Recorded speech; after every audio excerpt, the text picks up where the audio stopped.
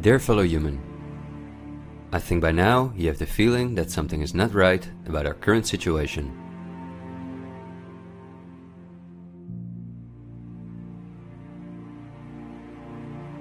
But I also think that the many ill-founded conspiracy theories may have caused you to distance yourself from both the media scaremongering and from those who spread the conspiracy theories.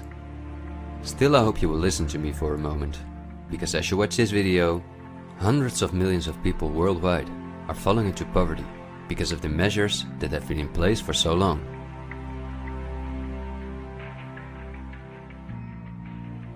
And although the biggest economic crisis that we will ever experience may not have affected you personally yet, it's only a matter of time before the ripple effects also reach you and your loved ones. This is not alarmism, but the harsh reality we face. I also think that we can limit the damage and even benefit from it if we are properly and objectively informed about our current situation. Therefore, I would like to show you some easy verifiable facts that I think are essential. Less than a handful of megacorporations dominate every aspect of our lives.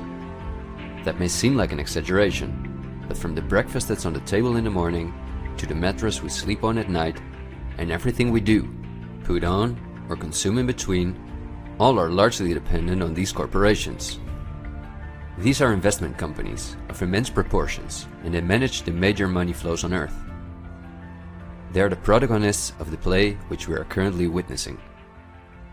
So as not to take up too much of your time, I've summarized the most important information as briefly as possible. How does it work? Let's take as an example a company like PepsiCo, which is the parent company of many of the most popular soft drinks and snacks in the world. There appear to be many different competing brands, but they all come from the factories of a small number of corporations that together have a monopoly on the industry. Within the packaged food industry, there are a number of other major companies, such as Unilever, the Coca-Cola Company, Mondelez, and Nestlé. On this image, you see that virtually every well-known brand in the packaged food industry belongs to one of these corporations. You can easily get this kind of information. You can verify it on the websites of the relevant brands or on Wikipedia. Companies of this size are usually publicly traded and have a board where the largest shareholders call the shots. On websites like Yahoo Finance, we can find detailed company information, including who the largest shareholders of these companies are. Let's take PepsiCo again as an example.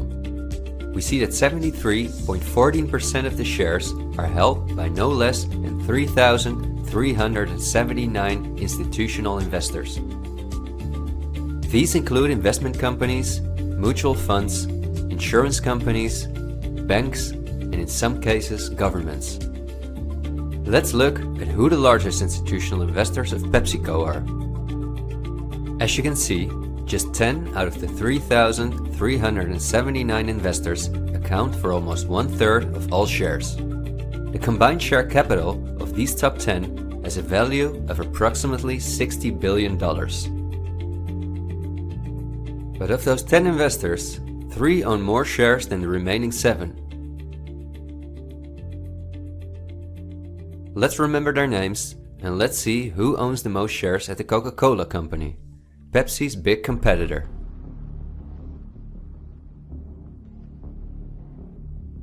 We see that just like with PepsiCo, the majority of the shares are held by institutional investors.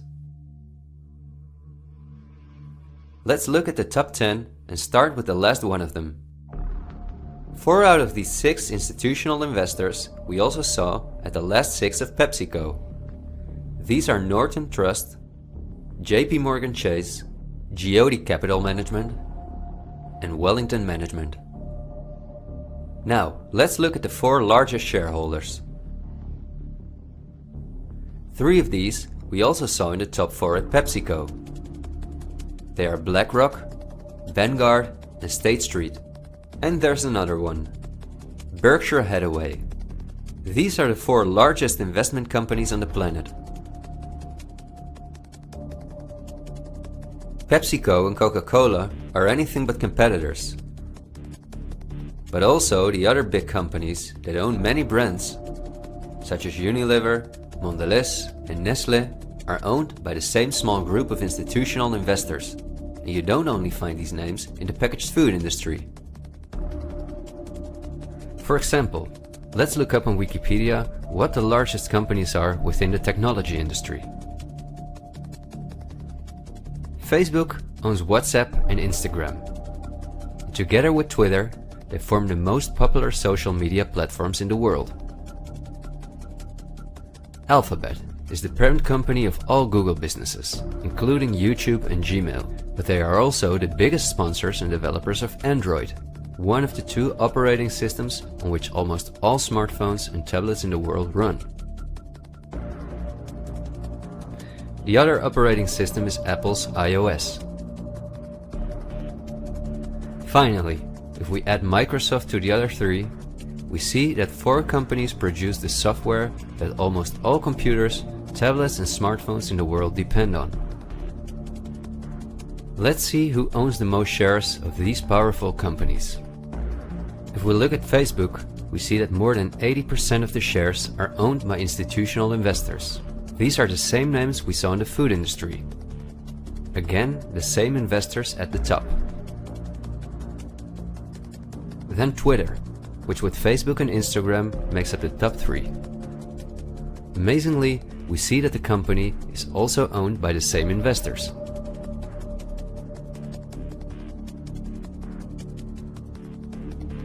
We see them at Apple, but also with their big competitor Microsoft.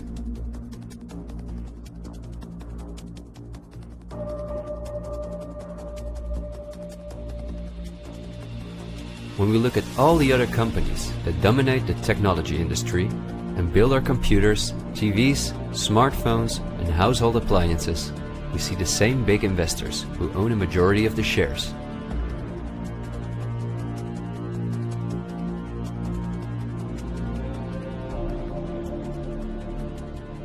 We see this within all industries around the world. And just to show you that I'm not exaggerating, I'll give you another example. Let's say we want to plan a vacation. On our computer or smartphone, we look for a cheap flight to the sun through websites like Skyscanner and Expedia, both of which belong to the same group of institutional investors.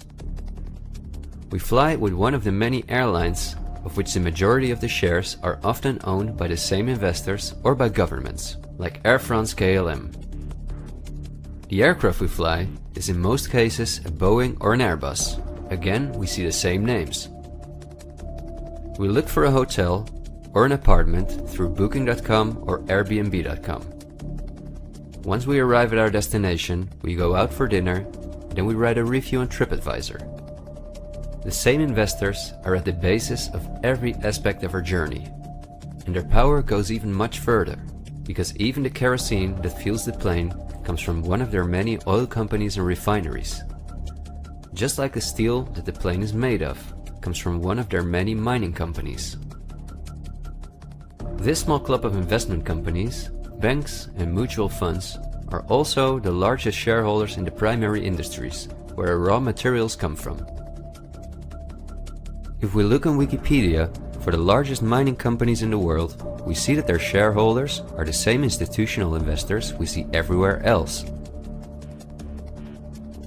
The same goes for the largest agricultural companies in the world, that our entire food industry depends on. For example, they own Bayer, the parent company of Monsanto, the world's largest seed producer, which produces 90% of all the cotton seed on Earth, as well as the majority of all other seeds. But these institutional investors are also the shareholders of the largest textile manufacturing companies in the world, and even the numerous popular clothing brands that turn the cotton into the clothes we wear are owned by the same group of investors.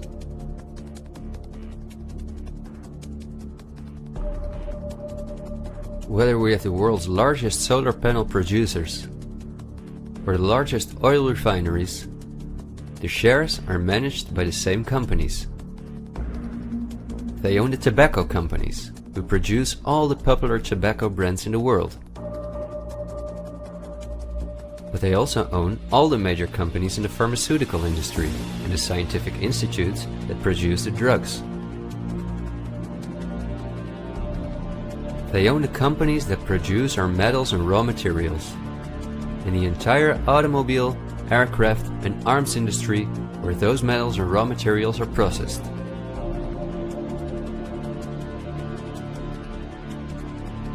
They own the companies that build our electronics. They own the big department stores and online marketplaces.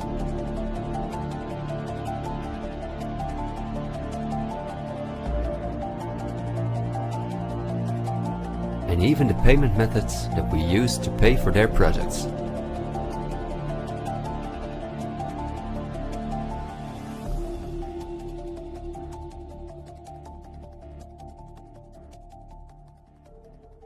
Because I want to keep my story as short as possible, I've decided to only show the tip of the iceberg. If you decide to investigate on your own, using the sources that you've just seen, then you will discover that even many of the most well-known insurance companies, banks, construction companies, telephone companies, restaurant chains, and cosmetic brands are owned by the same institutional investors we just saw.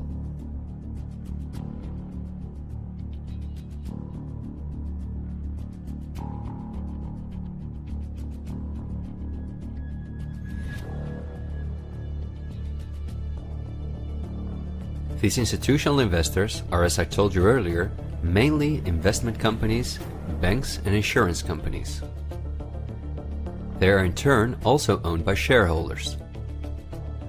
Now, what is the most amazing thing? All of these institutional investors own each other's shares, and together they form an immense network that we can compare to a pyramid. The smaller institutional investors are owned by larger investors, who in turn belong to even larger investors. The visible top of this pyramid consists of only two companies, and we have seen their names many times by now. They are Vanguard and BlackRock. The power of these two companies is something we can barely imagine.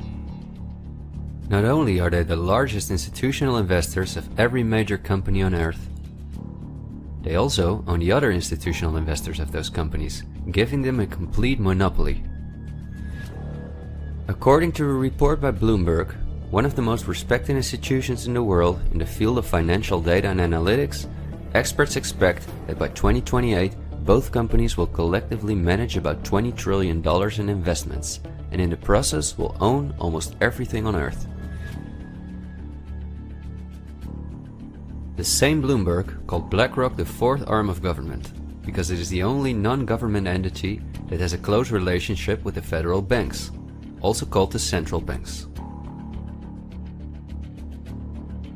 BlackRock not only lends money to the federal banks, but is also their principal advisor and the developer of the computer system that the federal banks use.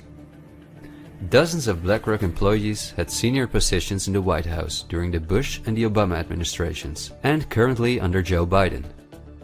BlackRock CEO Larry Fink is a welcome guest with many heads of state and politicians, and understandably so. He's the face of the company that pulls the strings.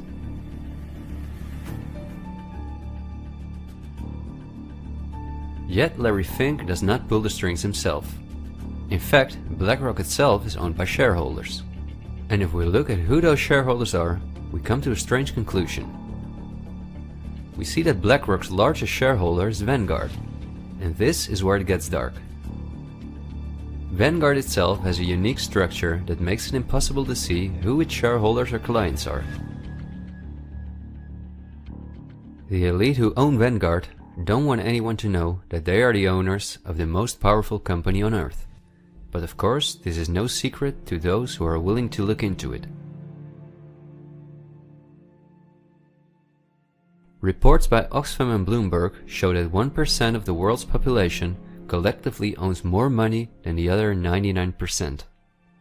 Indeed, Oxfam claims that as much as 82% of all the money earned in 2017 went to this 1% of people. Naturally, those who own the most powerful company on Earth would also be the richest among this 1%. In other words, they are part of the 0.001%. Forbes, the most well-known business magazine in the world, claims that by March 2020 there were some 2,075 billionaires. Oxfam's report showed that 2/3 of all these billionaires obtained their fortune through inheritances and monopolies. So this means that Vanguard is in the hands of the richest families on earth. If we study their history, we discover that these families have always belonged to the top of the pyramid, some even well before the Industrial Revolution began.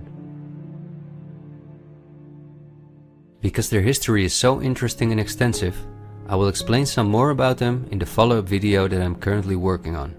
But in order not to elaborate too far, I will just point out that many of these families belong to royal bloodlines, and they are the founders of our banking system, the United Nations, and every industry in the world.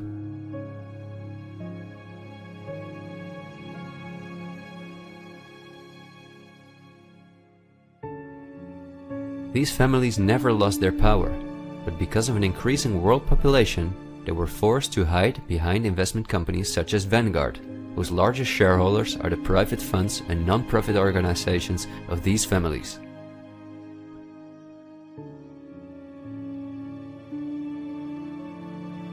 To make the bigger picture more clear, I need to briefly explain something about these non-profit organizations.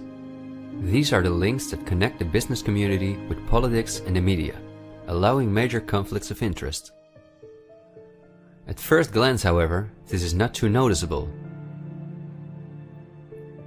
Non-profits, also called foundations, are organizations that rely on donations, and they do not have to publish from whom they receive those donations. They can invest this money in whatever they want, and do not have to pay tax on their profits as long as those profits are reinvested in other projects that they are involved in. Non-profits can move hundreds of billions of dollars from invisible investors. According to a report by the Australian government, this makes non-profit organizations ideal to finance terrorist groups and launder large sums of money.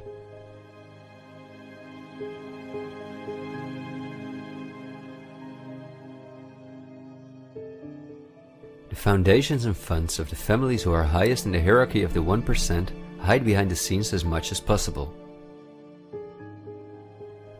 However, for cases that have a lot of publicity and attention, they use the foundations of philanthropist families that are lower in the ranking, but who are also extremely wealthy. In order to be concise, I will only highlight the 3 most important foundations in the world that connect all the industries in the world to each other. These are the Bill and Melinda Gates Foundation, the Open Society Foundations of the controversial multi-billionaire George Soros, and the Clinton Foundation. A very brief introduction to give you an idea of the size of these types of foundations. According to the official website of the World Economic Forum, the Gates Foundation is the largest funder of the World Health Organization, after President Donald Trump halted the funding of the WHO by the US in 2020. This makes the Gates Foundation one of the most influential organizations in the world in the area of everything that relates to our health. The Gates Foundation has a close partnership with the 16 largest pharmaceutical companies in the world, including Pfizer, AstraZeneca, Johnson & Johnson, BioNTech, and Bayer, and we have just seen who own the most shares of these companies.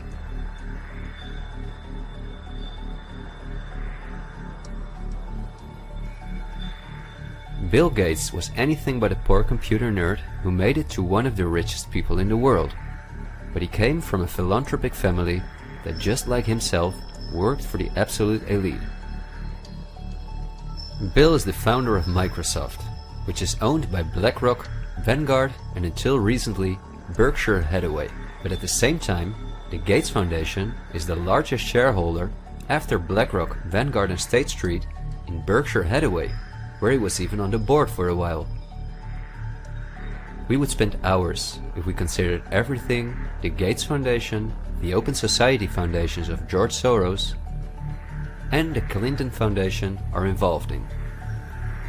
But because they connect us with the next topic and with the current events, this brief introduction was important.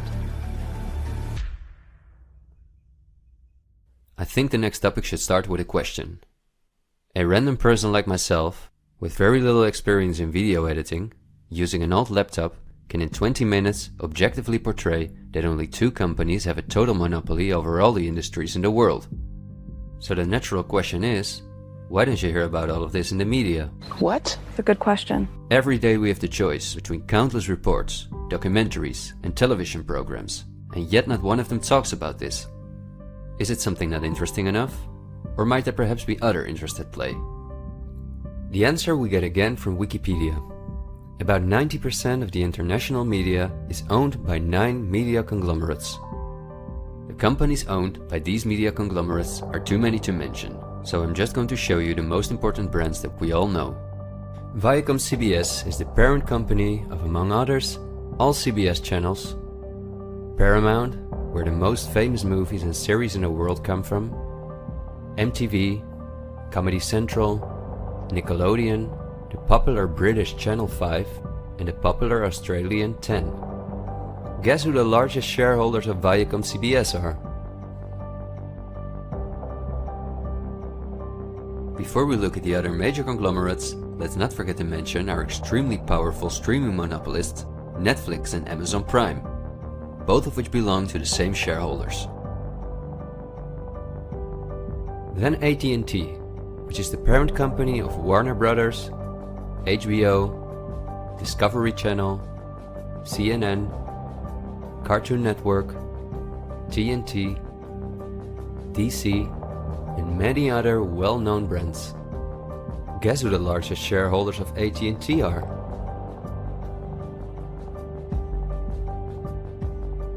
The third one is the all-powerful News Corp. This company owns many of the most well-known national and regional newspapers, magazines and TV channels in the US, the UK and Australia. The shares of News Corp are owned by the American multi-billionaire Rupert Murdoch and by the institutional investors we see everywhere else. News Corp's sister company is Fox Corporation, which is also one of the most powerful media conglomerates on Earth. Just like News Corp, it is owned by the Murdoch family and the usual investors. Then the Walt Disney Company, a conglomerate of unimaginable dimensions, with many subsidiaries such as Pixar, Marvel, 20th Century, Lucasfilm, ABC, National Geographic, and Hulu. Who are their biggest shareholders? Another powerful media conglomerate is Comcast. This is the parent company of NBC, DreamWorks, Universal, the Sky Group, Focus Features, Xfinity, and many other major media brands.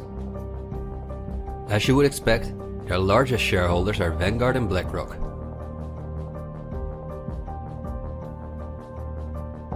I could go on for hours and show that in almost every country on Earth, the local media is in the hands of these kind of conglomerates, which in turn are owned by our institutional investors or by extremely rich and powerful elite families. In the UK, for example, virtually all popular newspapers and magazines are owned by the Daily Mail Group, Reach, and the aforementioned News Corp. In the Netherlands, the entire media is in the hands of the Persgroep, Mediahuis and Bertelsmann. And in Germany, the entire media is either controlled by the German government, ProSiebenSat.1, Axel Springer, and again, Bertelsmann, which is also a conglomerate of unprecedented dimensions. Not only is this the parent company of the largest book publisher in the world, Penguin Random House, and owner and founder of BMG Music, Bertelsmann also controls a large part of the European media through their subsidiary RTL, a company with 67 TV channels, 10 streaming platforms and 38 radio stations. Bertelsmann is owned by the ultra-rich Bertelsmann-Mohn family, who openly collaborated with the Nazis. Because of this, Reinhard Mohn was held as a prisoner of war in the US. Besides RTL, Bertelsmann also owns a large part of the French mainstream media. And together with Mediaset, the powerful Italian conglomerate of former President Berlusconi that controls the most important part of the Italian mainstream media, they also own all popular Spanish TV channels. Now, to complete the picture, let's look at where the news comes from that all these media outlets are feeding us on a daily basis. The various news media do not produce their news themselves, but use information and images from news agencies such as Reuters, the Dutch ANP, and the French AFP. These organizations are anything but independent. Reuters is owned by the powerful Canadian Thomson family. The ANP is owned by Dutch investor Kees Omen, and the AFP is largely financed by the French government.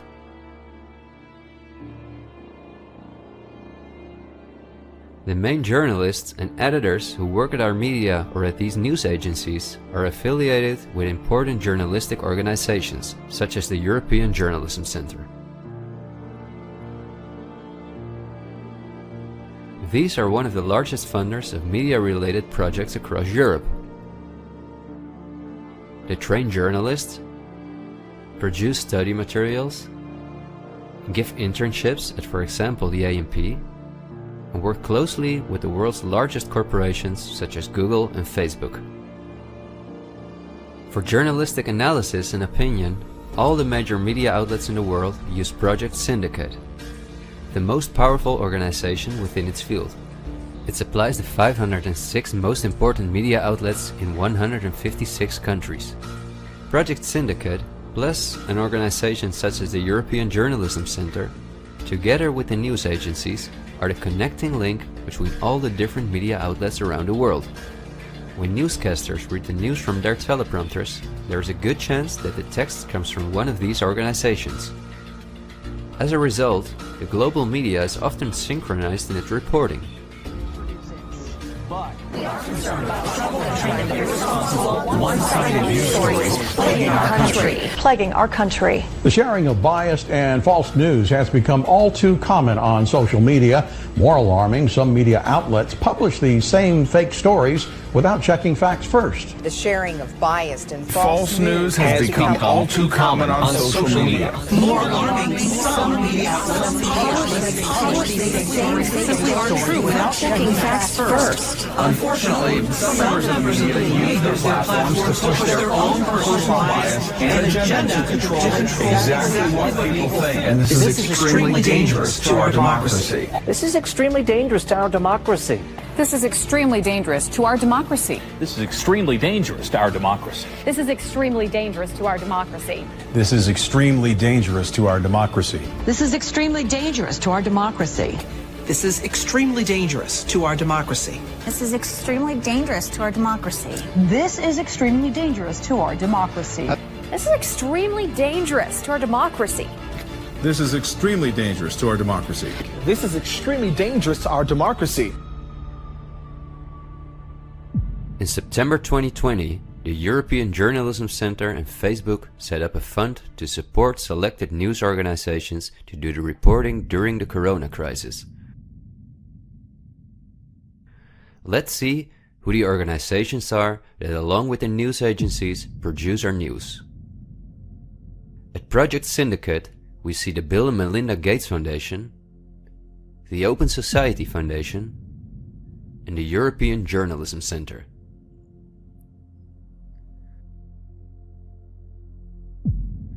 Then the European Journalism Centre itself. Again we see the Gates Foundation and the Open Society Foundation. And they also receive large donations from Facebook, Google, the Dutch Ministry of Education, Culture and Science, and from the Dutch Ministry of Foreign Affairs. The organizations that are at the heart of our information flow are funded by the non-profit organizations of the same elite who also controls the entire media. However, a part of our tax money goes to these organizations as well.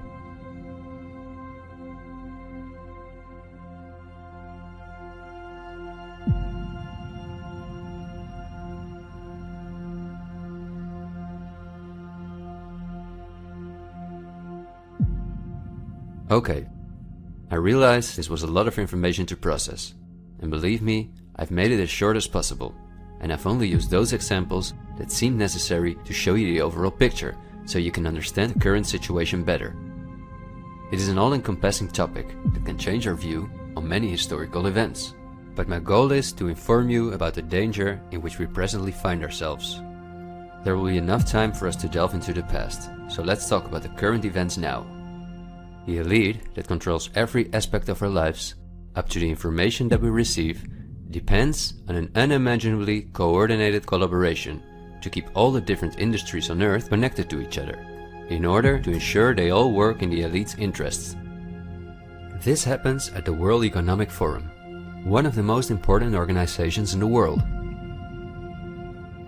At its annual meeting in Davos, the CEOs of the largest companies on Earth gather along with heads of state, politicians, and other influential individuals and organizations like UNICEF and Greenpeace.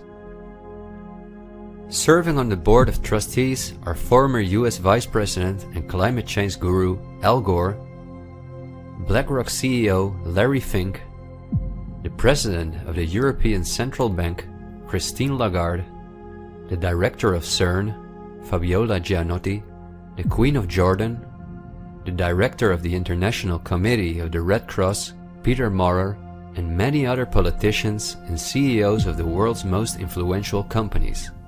According to the WEF's official website, their annual membership fee ranges between 53,000 and 530,000 euros. But according to the WEF's year reports, around 71% of their total budget comes from its partners, who in this way pay for the membership of young politicians who cannot afford their own fee. Wikipedia reports the following. According to critics, the WEF is a business forum where the wealthiest companies can negotiate deals with other companies or with politicians. The purpose of the WEF for many of the participants would be personal gain instead of solving global problems. I don't like to make assumptions, but would there be so many problems on Earth if the key industry leaders, bankers and politicians since 1971 had gathered annually to solve our world's problems?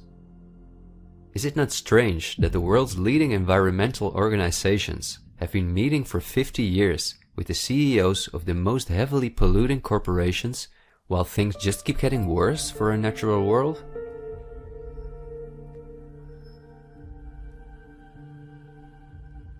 That these critics of the WEF are right soon becomes clear when we look at who the most important partners are that account for almost 71% of the WEF's budget.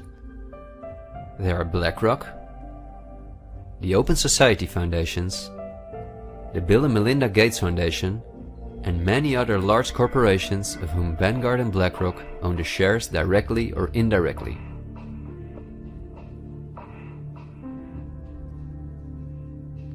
The president and founder of the WEF is Klaus Schwab, a German professor and businessman. In his book, The Great Reset, he describes in detail the plans of his organization.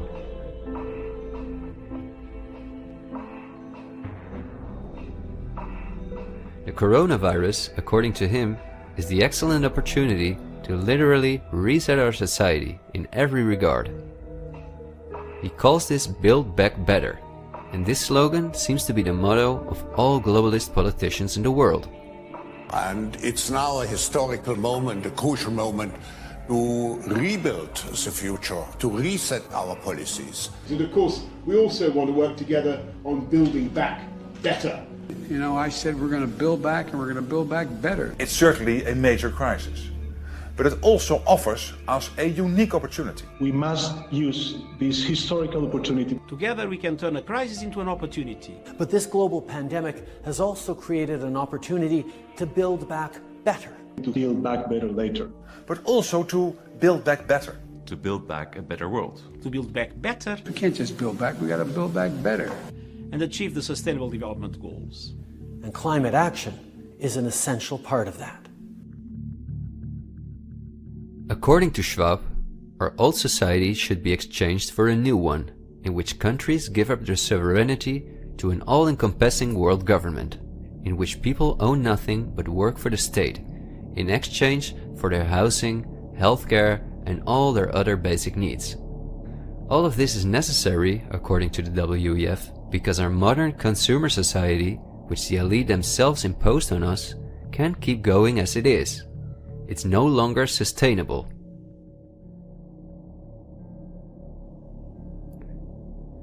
Schwab says in his book that we will never return to the old normal. And the WEF published a video that makes it clear that in 2030 we will own nothing, but we will be happy.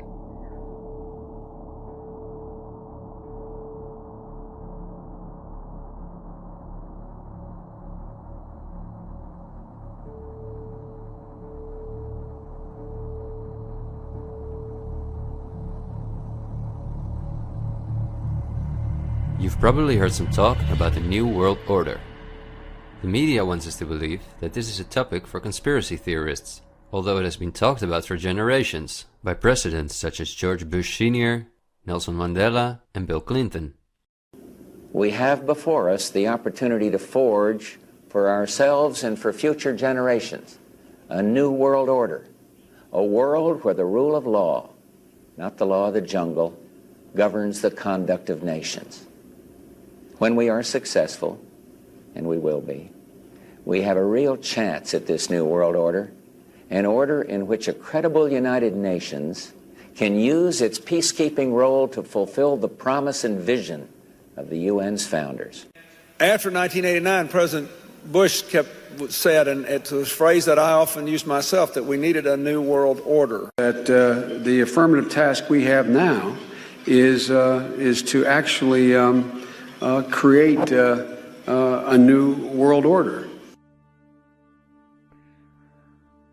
But also by the world's most famous philanthropists such as Cecil Rhodes, David Rockefeller, Henry Kissinger, and even George Soros.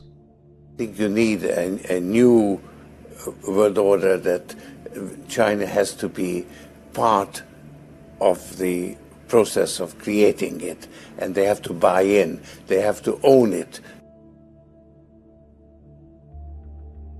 These important figures, who apart from Mandela, were all among the top of the elite when they were still alive, are not the only ones who dream about an all-powerful world government. In 2015, the UN presented its controversial Agenda 2030, which is almost identical to Klaus Schwab's Great Reset. In their own words, the UN, like Schwab, wants to ensure that by 2030, poverty, hunger, environmental pollution, and disease no longer exist on Earth. It sounds like a sympathetic plan, until you read the fine print. You see, the idea is that Agenda 2030 is going to be paid for by us, the citizens. And just as it is currently required of us that we give up our basic rights for the sake of public health, we will be demanded to give up our wealth in favor of poverty reduction. These are not conspiracy theories. You can read this for yourself on their official website. In short, it boils down to this. The UN wants to take the tax money from all Western countries and give it to the mega corporations of the elite, who will be contracted to rebuild society. Globally, a completely new infrastructure is needed, because fossil fuels must be made a thing of the past, according to the UN. For this immense project, a world government is needed, says the UN. And the same UN takes it upon herself to be this global government. Just like Schwab, the UN also believes that a pandemic is the perfect opportunity to accelerate the implementation of Agenda 2030.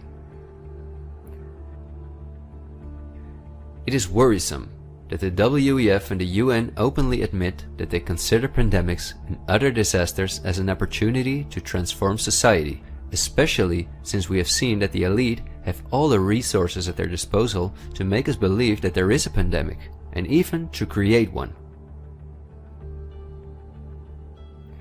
So we certainly should not take these things lightly, and we should examine them carefully. And when we do that, we come across things that are even more troubling.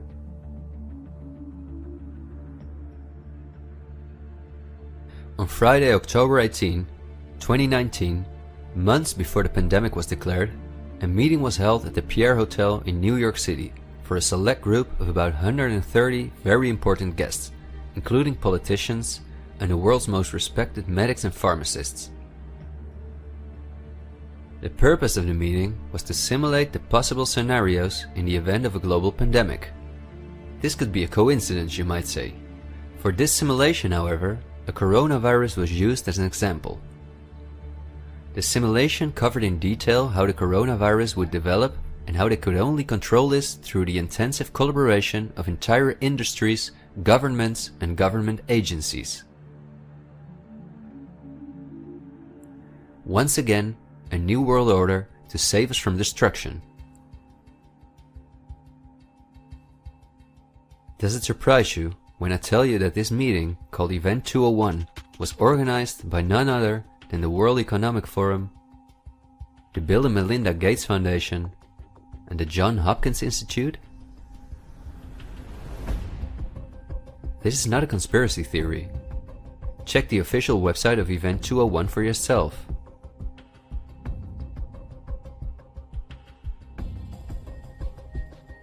Perhaps at this point it will no longer surprise you that the German Robert Koch Institute, which like every national health institute in the world is closely linked to the WHO, which is funded by Bill Gates, created a similar simulation in 2012. As was the case during Event 201, the simulation assumed the coronavirus. This simulation assumed that in a Southeast Asian food market, a coronavirus would spread from animal to human. How coincidental, isn't it? In this simulation, it takes several weeks for the authorities to identify the virus, allowing it to spread worldwide. The simulation is made of the consecutive 3 years, in which there are lockdowns and economies are destroyed. But also the impact on society is simulated in all aspects, even the protests. I won't tire you with the details. In fact, you can download this analysis for yourself from the website of the German government. The last thing I want to show is an excerpt from a lecture that Belgian top virologist Mark van Ranst gave on January 22, 2019 at the Chatham House, a major non-profit organization in London, where important world leaders meet to discuss global issues.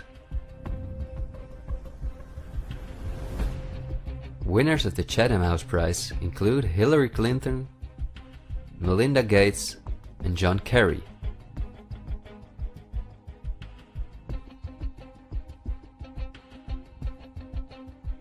What Van Ranst is discussing is simply shocking.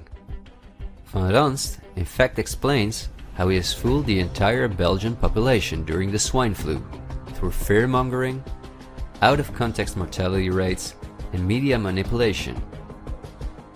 He laughingly explains how he managed to impose the vaccine for the swine flu on the frightened Belgian population, a vaccine produced by the pharmaceutical companies he worked for. Thank you very much, Ab. Thanks for the invitation. And I was asked to tell you about my experiences being the crisis manager, the flu commissioner for Belgium, and highlighting the communication. And then you have one opportunity to do it right. I mean, day one is so important. In day one, you start your communication with the press, with the people, and you have to do it right. I mean, you have to go for one voice, one message. In Belgium, they chose to appoint a non-politician to do that. I mean, I have no party affiliations, and that makes things a little bit, at that time at least, a little bit easier, because you're not attacked politically, majority, minority. That doesn't come into play, and that was a huge advantage. The second advantage is that you can play in Brussels the complete naive guy and get a lot more done than you would otherwise be able to do. You have to be omnipresent that first day or the first days, so that you attract the media attention. You make an agreement with them that you will tell them all, and if they call, you will pick up the phone. When you do that, then you can profit from these early days to get complete carpet coverage of the field, and they're not going to search for alternative voices there. And if you do that, that makes things a lot easier. These first weeks That's easy street.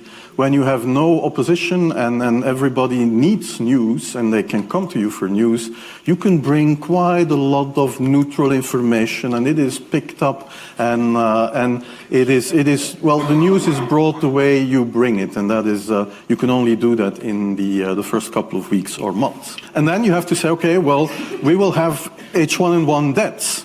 Of course, that would be unavoidable. I used there Sir Donaldson's quote, where he said that in the UK, by the peak of the epidemic, 40 people would die per day at the end of the summer. So 62 at that time million people in the UK, 40 deaths a day. I worked it out for Belgium. That would be 7 deaths a day at the peak of the epidemic. I used that in the media. 7 Belgian flu deaths per day at the peak of the epidemic would be realistic. That is true in every year, even interpandemically. That is very, very conservative. However, talking about fatalities is important, because when you say that, people say, wow, what do you mean? People die because of influenza? And that was a necessary step to take. And then, of course, a couple of days later, you had the first H1N1 death in the country, and the scene was set and it was already talked about. And then you had to pick who is going to be vaccinated first. And then, well, women and children first, whatever. I mean, risk groups, they were important. And then I misused the fact that the top football soccer clubs in Belgium inappropriately and against all agreements vaccinated they made their soccer players priority people. So I said I can use that. Because if the population really believes that this vaccine is so desirable that even the soccer players would be dishonest to get their vaccine, I said, okay, I can play with that. So I made a big fuss about this. This is Van Ranst is raving mad. But it worked. The Chatham House organization is also funded by all major corporations of the elite, the Gates Foundation and the Open Society Foundations. We could talk for hours about the coronavirus, which has a survival rate of 99.98%, and about the incomprehensible measures that are destroying our society. Millions of entrepreneurs have lost their income. Countless elderly people have died in loneliness, isolated from their families. But I think we have reviewed enough facts that put the global COVID measures in a broader context, seen from the perspective of the elite. This extremely wealthy elite, collectively of tens of thousands of billions, has no problem whatsoever with the fact that more than 40% of the world's population has to live on less than $5.50 a day, or that millions of children are dying from the drinking water contaminated by them, or from malnutrition, or by their bullets and bombs. They just want to get more powerful. The elite have absolutely no intention to share their wealth with us. In fact, they are honest about their plans to take even the last bit from us, and those plans are being rolled out as I'm telling this. The underlying motives of the elite will not be explained in this episode, because for this we have to dive into history and discuss topics that are beyond our modern rational thinking. But for now you may understand well enough with the simple logic that a new world order, or an all-encompassing world government, is the only way for a small elite to retain its power over an ever-increasing world population. Companies like BlackRock and Vanguard do not benefit from national borders, import taxes, and real diversity.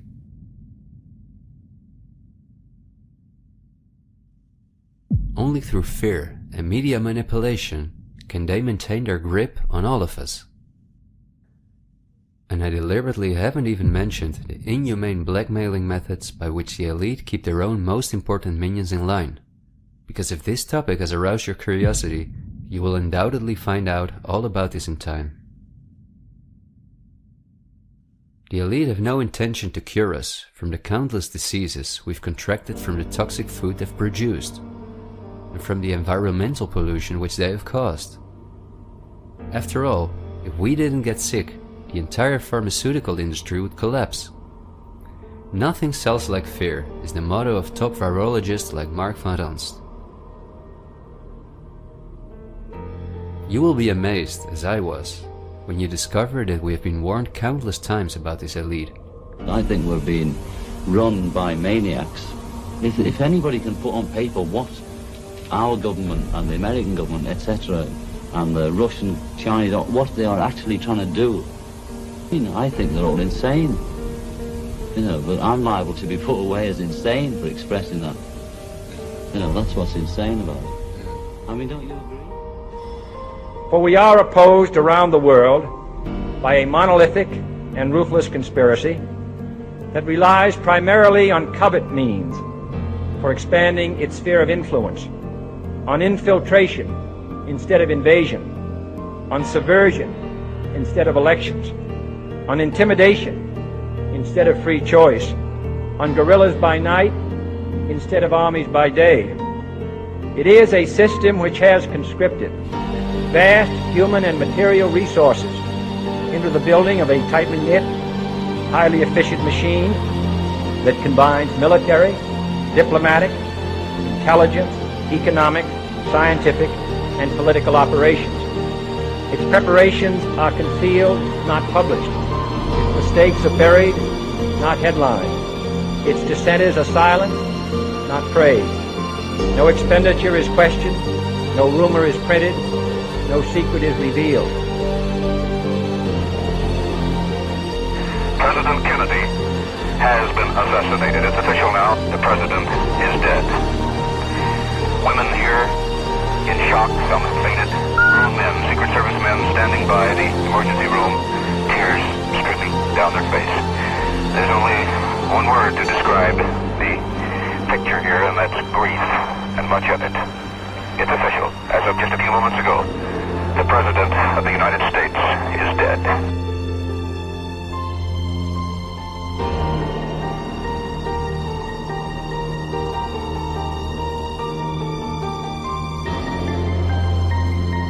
When you're talking about like really elite levels, the name of the game is blackmail. That's what runs the whole system, basically.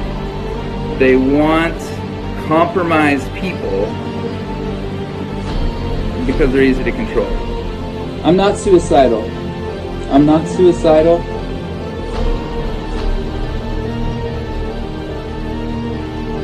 The deep state is those people within the U.S. government that are career employees that cannot be fired by people that we elect by the Congress or the President. Are these people in control? Can they enact laws? Fuck yes. Can we fire these people? No. Can presidents fire them? No. It's designed that way so that political parties and political interests cannot affect the deep state. Do you understand the nightmare of our situation, people? It is no secret. It is as open as it can be. The deep state does control America. Wake up, people, please. God, use some common fucking sense. Thank you.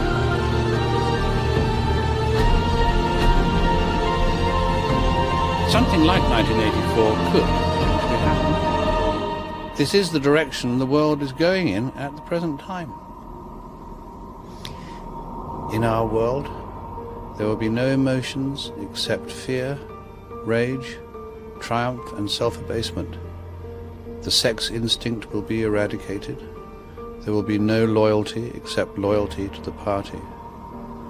But always there will be the intoxication of power. Always, at every moment, there will be the thrill of victory, the sensation of trampling on an enemy who is helpless. If you want a picture of the future, imagine a boot stamping on a human face forever.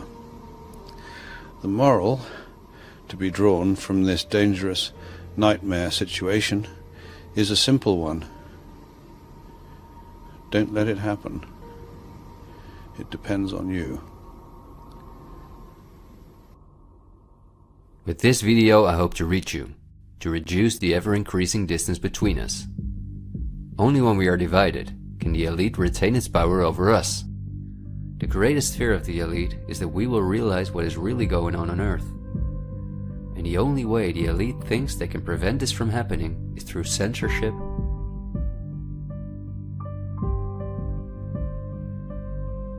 preventing human contact,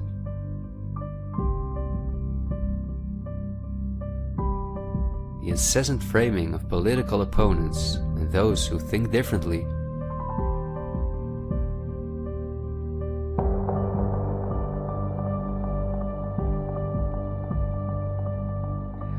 and the use of brute force.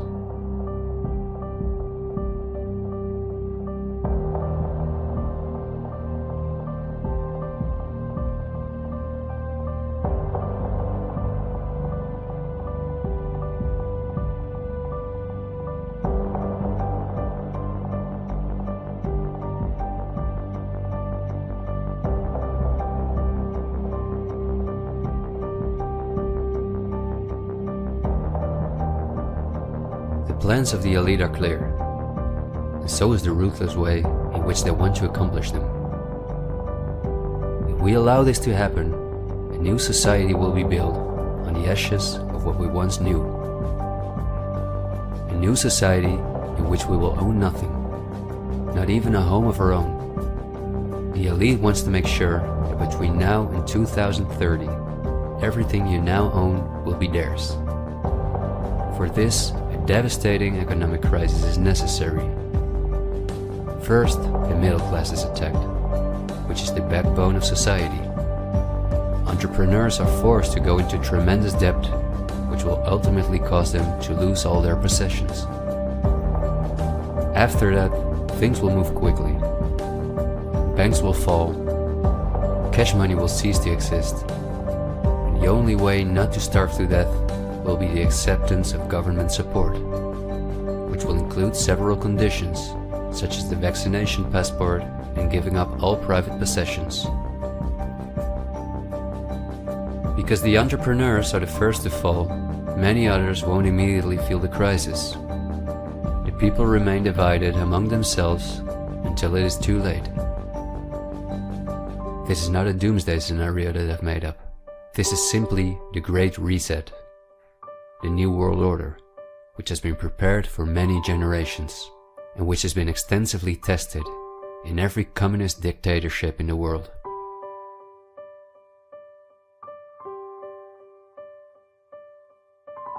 But this can also go a different direction, and instead of a great reset, we can cause a great awakening and create a world where no one has to go hungry, and where we can live in a sustainable way, in freedom with each other and with nature. This is not an idealistic daydream.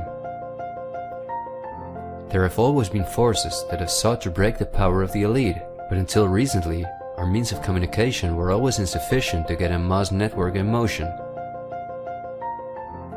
The elite have always kept us in ignorance about the discoveries of geniuses such as Tesla, who was far advanced in the field of clean, free energy, or Dr. Rife, who used radio waves to cure at least 16 terminal cancer patients before he, just as Tesla, died in a suspicious manner. Or Henry Ford, who in 1941 had already made a car out of bioplastic that proved stronger than steel. The elite have hidden countless such techniques from us because they form a threat to their monopolies in every industry. These were techniques that would have given us freedoms and put the elite's power at risk, which is based on our fear and dependence on their projects. These are not conspiracy theories, but facts. What I am saying is that a world of new possibilities is opening up for all of us, where there is no poverty, no pollution, diseases, or wars, and in which governments work for the welfare of the people rather than the other way around. Countless ailments that provide the pharma industry with hundreds of billions of dollars will be cured. No one will have to work their ass off to live a dignified life.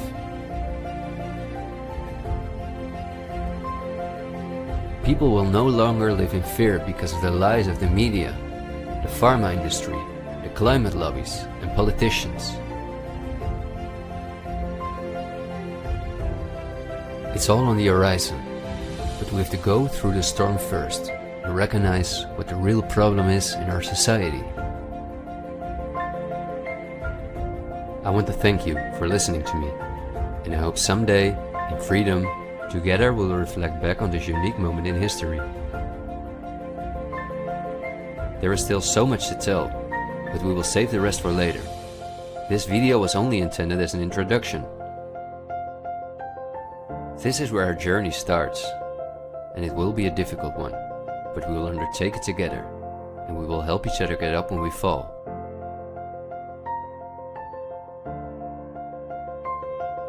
We will not be afraid. We are the 99%.